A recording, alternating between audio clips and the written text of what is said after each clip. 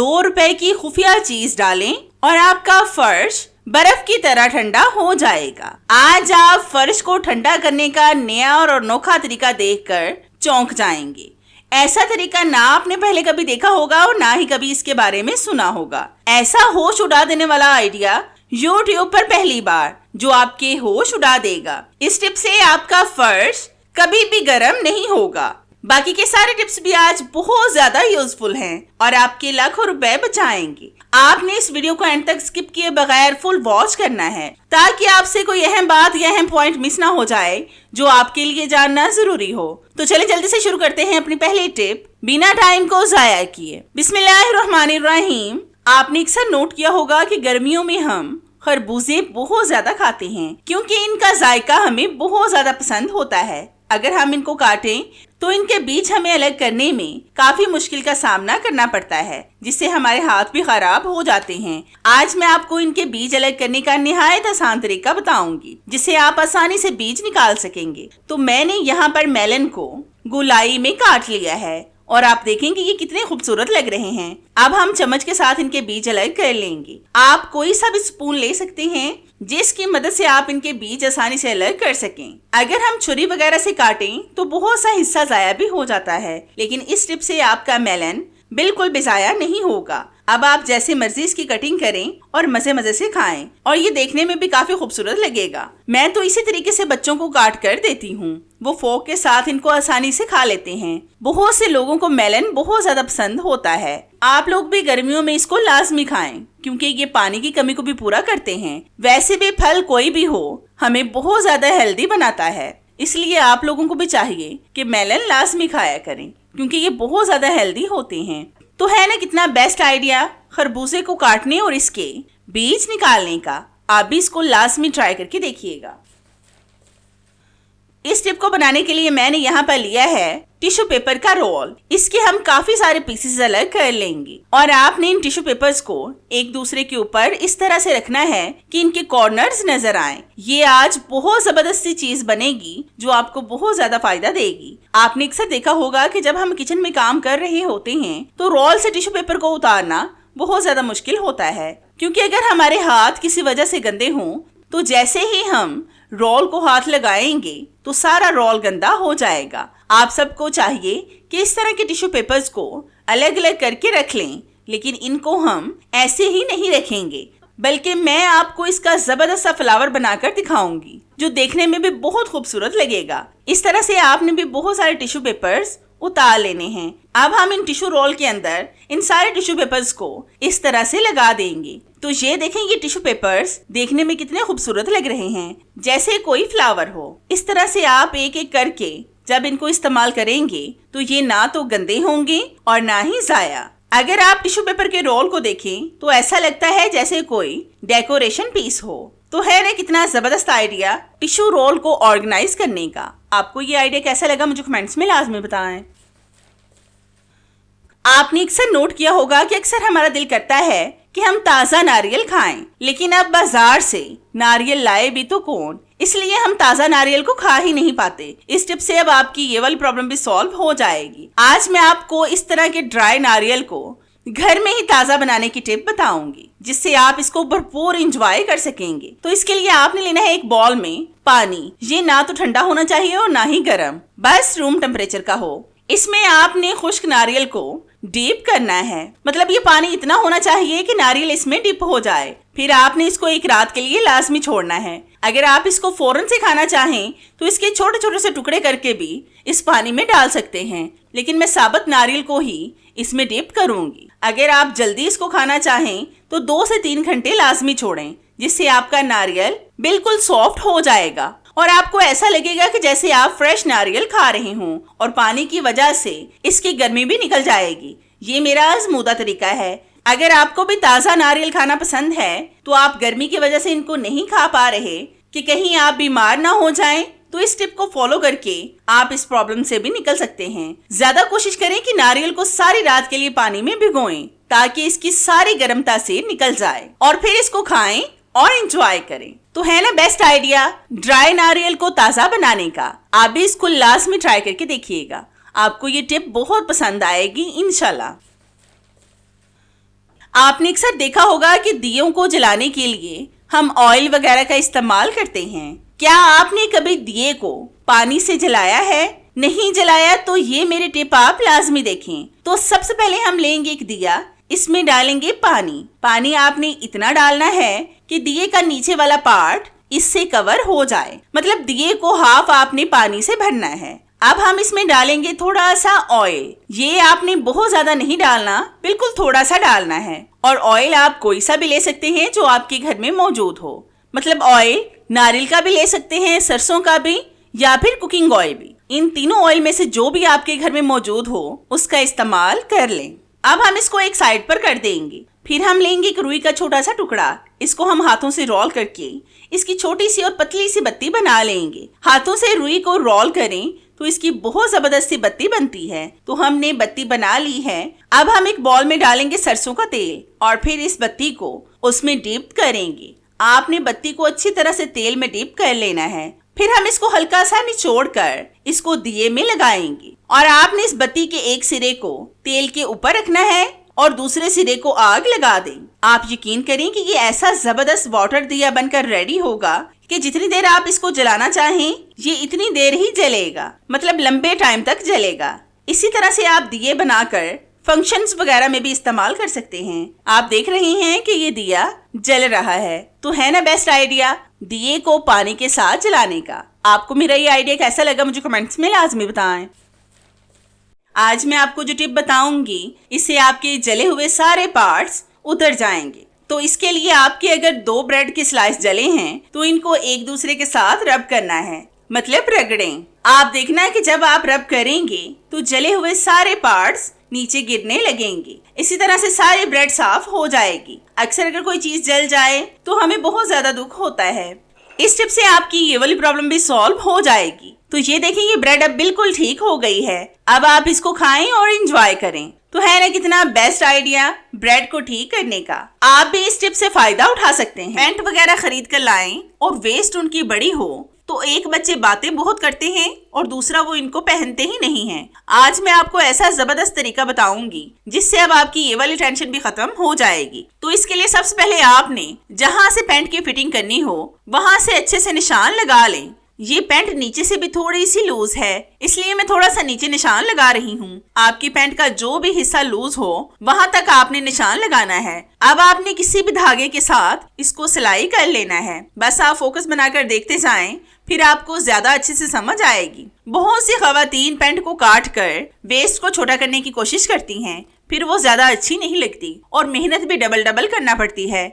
इस तरीके से आप बहुत आसानी से पैंट की वेस्ट को छोटा कर सकते हैं, वो भी सुई धागे की मदद से, जिससे आपको ये भी टेंशन नहीं होगी कि आपने धागा किस कलर का इस्तेमाल किया है। तो आप देख सकते हैं कि पैंट कितनी जबरदस्त सिलाई हुई है जो बाहर से नजर नहीं आ रही। इसको हम गुम सिलाई भी बोलते हैं। आप भी इसको ट्राई करके देखिएगा। नेक्स्ट टिप मेरी बहुत ही खास है, ये खवातीन के लिए है। आज मैं आपको ऐसा जबरदस्त फेस मास्क बनाना सिखाऊंगी जिसके एक बार के इस्तेमाल से ही आपको 100% रिजल्ट मिलेंगे। तो इसके लिए आपने लेना है एक आलू का छोटा सा पीस। इसको आपने ग्राइंडर वाले जग में डालना है। फिर आपने लेना है एक टमाटर का छोटा सा पीस। इसको भी आपने ग्राइंडर के जग में ही डालना है। जितना आपने आलू का पीस लिया है इतना ही आपने टमाटर का पीस भी ऐड करना है। अब आपने लेना है एक लीमू। इसका भी हाफ पीस काट कर आपने इसी में डालना है। ज्यादा आपने इस्तेमाल नहीं करना, बस हाफ पीस का ही इस्तेमाल करें। फिर आपने इनको अच्छी तरह से ग्राइंड कर लेना है। तो मैं इनको ग्राइंड करके फिर आपको दिखाती हूँ। तो आप देख सकते हैं कि हमने इन तीनों चीजों को ग्राइंड कर लिया है। अब हम इनको छान कर इसका पानी अलग कर लेंगे। हमें सिर्फ इनका जूस चाहिए। ये तीनों चीजें इतने कमाल की हैं कि इससे आपका फेस एक बार के इस्तेमाल से ही चमक जाएगा। अभी हमें इनके जूस में 2-3 चीजें और ऐड करनी हैं, वो भी बहुत कमाल की हैं। तो हमने इनका रस निकाल लिया है। अब हम इस रस में डालेंगे 1 टेबलस्पून मुल्तानी मट्टी। मुल्तानी मट्टी की इतने ज्यादा फायदे हैं कि आप पूछे ही मत। गर्मियों में इसका इस्तेमाल बहुत बेस्ट है, खास तौर पर ऑयली स्किन वालों के लिए। फिर हम इसमें डालेंगे 1 टेबलस्पून दही। इसके भी क्या कहने। फिर हम इसमें ऐड करेंगे थोड़ा सा बेसन। अब हम इन तमाम चीजों को अच्छी तरह से मिक्स करेंगे। अगर आपको इसमें पानी की जरूरत पड़े तो आपने पानी का इस्तेमाल हरगिज नहीं करना, बल्कि इसकी जगह पर अर्के गुलाब का इस्तेमाल करें, क्योंकि अर्के गुलाब के भी बहुत ज्यादा फायदे होते हैं। ये स्किन के लिए बहुत ज्यादा अच्छा होता है। तो जितनी देर मैं इन चीजों को मिक्स कर रही हूँ, मेरी आप सब व्यूवर से रिक्वेस्ट है कि जिन्होंने अभी तक मेरे चैनल को सब्सक्राइब नहीं किया वो जल्दी से सब्सक्राइब कर लें और साथ बेल आइकन पर भी लाजमी क्लिक करें, ताकि मेरी हर नई आने वाली वीडियोस का नोटिफिकेशन आप तक आसानी से पहुंच सके और आपको मेरी ये जबरदस्त सी वीडियोस ढूंढनी ना पड़े। और हाँ, मेरी इन वीडियोस को लाइक भी लाजमी किया करें, क्योंकि इससे हमारी हौसला अफजाई होती है और हमारा दिल करता है कि हम आपके लिए और भी अच्छी अच्छी वीडियोस लाएं जिनसे आप भरपूर फायदा उठा सके। तो मैंने इन तमाम चीजों को मिक्स करके इसका जबरदस्त सा पेस्ट तैयार कर लिया है। अब मैं आपको इसको अपने हाथ पर लगाकर दिखाती हूँ और साथ साथ आपको ये भी बताती हूँ कि इस पेस्ट को आपने कैसे और कितने दिन इस्तेमाल करना है। इस पेस्ट का इस्तेमाल आप अपने हाथों, पाँव, नेक और फेस पर कर सकते हैं। रात को सोने से पहले अगर आप इसका इस्तेमाल करेंगे तो ज्यादा बेस्ट रिजल्ट आपको मिलेंगे। 20 मिनट तक इसको अपने फेस, हाथों, पाँव पर लगा रहने दें और फिर ठंडे पानी से मुंह धो लें। इस मास्क का इस्तेमाल करने के बाद आपने साबुन या फिर फेस वॉश का इस्तेमाल नहीं करना, क्योंकि फिर आपको इसके बेहतरीन रिजल्ट नहीं मिलेंगे। आपने रात को ऐसे ही सादा पानी से मुंह धोकर सो जाना है और फिर सुबह उठकर किसी भी साबुन या फिर फेस वॉश का इस्तेमाल करें। आप देखेंगे कि एक दफा के इस्तेमाल से ही आपकी स्किन गोरी गोरी हो जाएगी। आप खुद ही अपनी स्किन को पहचान नहीं पाएंगे और अगर आपको इसके 100% रिजल्ट मिले तो आप खुद ही चाहेंगे कि आप इसका रेगुलर इस्तेमाल करें। और अगर आप इसका रेगुलर इस्तेमाल करेंगे तो आपकी स्किन परमानेंट गोरी हो जाएगी और फिर आपको फेशियल वगैरह करवाने की भी जरूरत नहीं पड़ेगी। अब हम इसको 20 मिनट के लिए ऐसे ही छोड़ देंगे। 20 मिनट के बाद हम हैंड को वॉश करके आपको इसके बेहतरीन रिजल्ट चेक करवाएंगे। तो 20 मिनट के बाद हम आपसे मिलते हैं। तो हमारे 20 मिनट हो चुके हैं। आप देख सकते हैं कि सिर्फ एक दफा के इस्तेमाल से मेरा हाथ कितना ज्यादा चमकदार और गोरा गोरा लग रहा है। अगर आप भी गोरा होना चाहते हैं तो आज ही मेरी इस टिप को फॉलो करें, जिसके रिजल्ट आपको 100% मिलेंगे। तो है ना कितनी जबरदस्त और आसान सी टिप, जिस पर आपके ज्यादा पैसे भी खर्च नहीं हुए। ये तमाम चीजें हमारे घर में ही मौजूद होती हैं। आप भी इसको लाजमी ट्राई करके देखिएगा। अक्सर बेध्यानी में अगर हम किसी चीज को प्रेशर कुकर में रखें और भूल जाने पर प्रेशर कुकर की हालत कुछ इस तरह की हो जाती है, जिसको साफ करना हमें नामुमकिन सा लगता है। आज मैं आपको बहुत आसान तरीका बताऊंगी जिससे ये मिनटों में साफ हो जाएगा। तो इसके लिए सबसे पहले आपने इस कुकर में डालना है 1 टेबल स्पून बेकिंग सोडा, जिसका इस्तेमाल हम ज्यादातर खानों में करते हैं, लेकिन ये साफ सफाई के मामले में भी नंबर 1 पे है। फिर हम इसमें डालेंगे 1 टेबल स्पून सरफ, जिससे हम कपड़ों को वॉश करते हैं। ये आप कोई सा भी ले सकते हैं जो आप घर में इस्तेमाल करते हो। अब हम इसमें डालेंगे 1 लीमू का रस। अगर आपके घर में लीमू नहीं है तो आप सिरका का इस्तेमाल भी कर सकते हैं। फिर हम इसमें ऐड करेंगे थोड़ा सा शैम्पू। ये भी आप किसी भी ब्रांड का ले सकते हैं जो आपके घर में मौजूद हो। अब आपने स्टील की जाली के साथ इसको अच्छी तरह से रब करना है। तो जितनी देर मैं इसको रब कर रही हूँ, मेरी आप सब व्यूवर से रिक्वेस्ट है कि जिन्होंने अभी तक मेरे चैनल को सब्सक्राइब नहीं किया वो जल्दी इसे सब्सक्राइब कर लें और साथ बेल आइकन पर भी लाजमी क्लिक करें, ताकि मेरी हर नई आने वाली वीडियोस का नोटिफिकेशन आप तक आसानी से पहुंच सके और आपको मेरी ये जबरदस्ती वीडियोस ढूंढनी न पड़े। और हाँ, मेरी इन वीडियोस को लाइक भी लाजमी किया करें, क्योंकि इससे हमारी हौसला अफजाई होती है और हमारा दिल करता है कि हम आपके लिए और भी अच्छी अच्छी वीडियोस लाएं जिनसे आप भरपूर फायदा उठा सकें। तो मुश्किल से मुझे सिर्फ 2 मिनट लगे होंगे इस प्रेशर कुकर को साफ करने में। अब ये मुकम्मल साफ हो गया है। इस तरीके से आप बहुत आसानी से जले हुए बर्तनों को साफ कर सकते हैं। बस जिस तरह से मैंने चीजें डाली हैं आप भी डालें और आसानी से साफ कर लें। बस क्वांटिटी का आपने लाजमी ध्यान रखना है।